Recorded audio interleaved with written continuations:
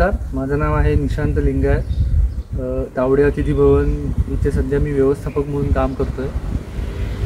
आपल्याकडे कोकणामध्ये तावडे समाजाने अतिशय सुंदर वास्तू बांधलेली आहे. तिचं नाव आहे तावडे अतिथी भवन किंवा तावडेवाडा सुद्धा लोक त्या नावाने ओळखतात.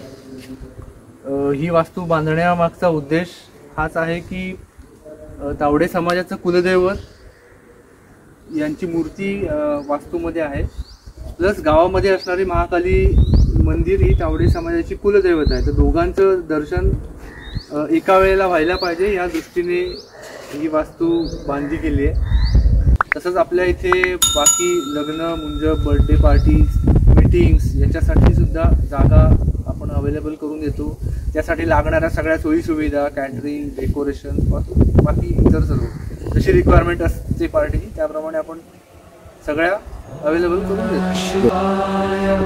ओम नमः शिवाय, ओम नमः शिवाय, ओम नमः शिवाय, ओम नमः शिवाय, ओम नमः शिवाय, ओम नमः शिवाय, ओम नमः शिवाय, ओम नमः शिवाय, ओम नमः शिवाय, ओम नमः शिवाय, ओम नमः शिवाय, ओम नमः शिवाय, ओम नमः शिवाय.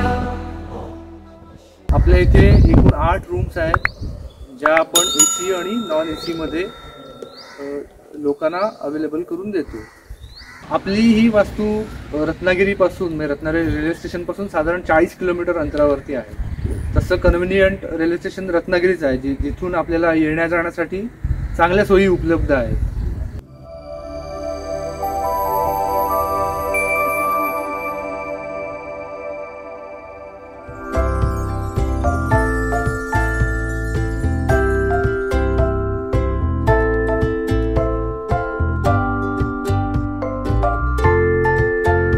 एक साधारण 7 ते 8 किलोमीटरच्या अंतरावरती कातळ शिल्प आहेत. कशळी गावामध्ये आहेत, उंडेमध्ये आहेत. पुढे 15 किलोमीटरवरती गेला की बारसूमध्ये आहेत, जी आता युनेस्कोने ज्यांना दर्जा दिलेला आहे आणि त्याच्या निमित्ताने पण खूप लोक भेटायला येतात. तसेच गुरववाडीच्या इकडे एक कातळ शिल्प आहे आणि तिथून पुढे काही 1.5 किलोमीटरच्या अंतरावरती एक वॉटरफॉल आहे, ज्या धबधब्यामधून 100 मीटरवर पुढे समुद्र किनारा दिसतो. अतिशय विहंगम दृश्य आहे. शिवाय आमच्या आजूबाजूला प्रसिद्ध असं महाकालीचं मंदिर जे 1 किलोमीटर अंतरावरती आहे. त्याच्यानंतर 5-6 किलोमीटरवरती सूर्य मंदिर आहे जे 1000 वर्ष जुनं आहे. त्याच्याच बाजूला आत्ताच काही वर्षापूर्वी डेव्हलप झालेला देवगडी नावाचा सनसेट पॉइंट आहे, जो बघण्यासाठी देशभरातून लोक येत असतात आणि ती लोक इथे राहून गेलेली आहेत. शिवाय इकडे रत्नागिरी साईडला जातानाच गावखडीचा बीच आहे, तिथे पूर्णगड किल्ला आहे, त्याच्या पुढे स्वामी स्वरूपानंदांचं मंदिर आहे. ही आमची वेबसाईट आहे www.tawdeatithibhavan.com.